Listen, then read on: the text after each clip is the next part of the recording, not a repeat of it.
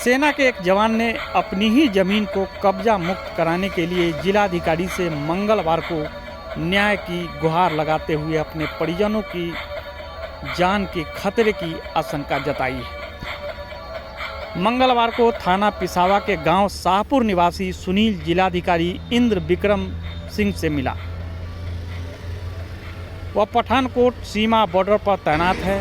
उसके गांव में 1.5 बीघा जमीन पर पिछले कई सालों से गांव के कुछ दबंगों ने कब्जा कर रखा है, जिसकी शिकायत उसने क्षेत्रीय विधायक व मंत्री के पास जाकर की, जिस पर समझौता हो गया, लेकिन आरोपी ने उसे कब्जा मुक्त नहीं किया। इसके अलावा उसने इसकी लिखित शिकायत एसडीएम, सीओ व थाना पुलिस से भी की। पुलिस और प्रशासन उसे फुटबॉल की तरह इधर उधर टहलाते रहे, लेकिन न्याय आज तक नहीं मिला। 2 माह पूर्व ही आरोपियों ने उसके परिजनों से गाली गलौज करते हुए धमकी दी थी कि वह परिवार के किसी सदस्य को जिंदा नहीं छोड़ेगा। साथ ही धमकी दी कि वह जमीन को कभी भी कब्जा मुक्त नहीं करा सकते। पीड़ित जवान ने जिलाधिकारी से शिकायती पत्र में कहा है वह दबंगों से गुंडई से पूरी तरह भयभीत है। उसे आशंका है कहीं दबंग उसके परिजनों के साथ कोई अनहोनी घटना न कर दे। पीड़ित ने पत्रकारों को बताया वह पूरी तरह निराश हो चुका है। उसे उम्मीद नहीं है कि उसकी ज़मीन उसे कभी भी वापस मिल पाएगी। जवान ने कहा वह हार कर या तो ज़मीन छोड़ देगा या फिर नौकरी छोड़कर ज़मीन की देखभाल करेगा। वही जिलाधिकारी इंद्र विक्रम सिंह ने मामले का संज्ञान लेते हुए संबंधित एसडीएम को तुरंत जांच कर आरोपी के खिलाफ कठोर से कठोर कार्रवाई करने के निर्देश दिए। अलीगढ़ से डेली न्यूज ऑनलाइन.in के लिए राजपाल सिंह आर की रिपोर्ट देखिए। क्या मामला था, किस मामले को लेकर आज मिले आप? मामला मेरी 10-12 साल से मेरे पड़ोसी ने मेरी ज़मीन दबा रखी है, जिसका मैं 10-12 साल से ही प्रयास कर रहा हूँ।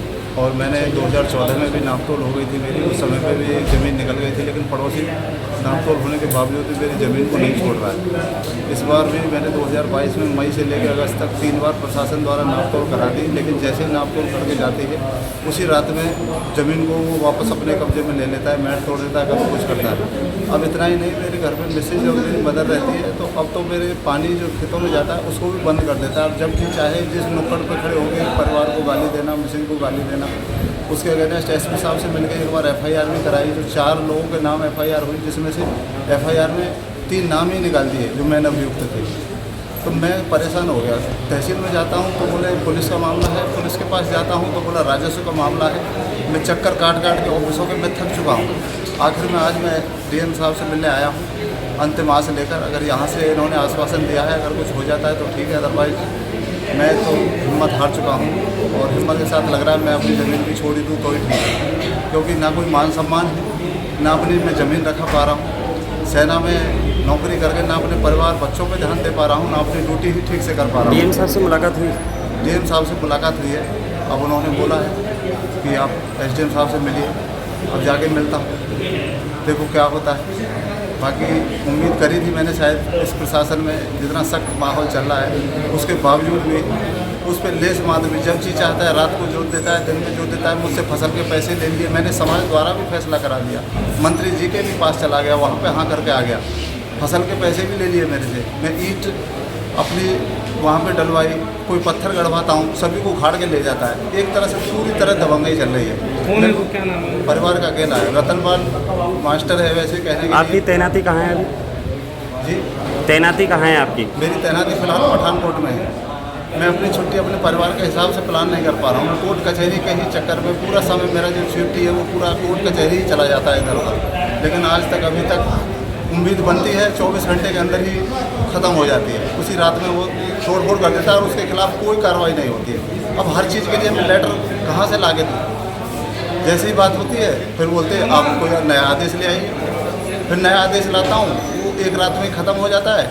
यानी मेरे लिए पूरे आदेश मैं नियम कानून से ला रहा हूँ और विपक्षी पार्टी के लिए कोई आदेश की ज़रूरत नहीं है, सिर्फ उसकी दबंगई। बस रात में अपना परिवार इकट्ठा किया, बच्चे बुजुर्ग पूरा लंबा चौड़ा परिवार है, 10-15 लोगों का परिवार इकट्ठा किया और रात में ही तोड़ देता है। जी चाहे पानी चला दे, जी चाहे कुछ भी कर दे।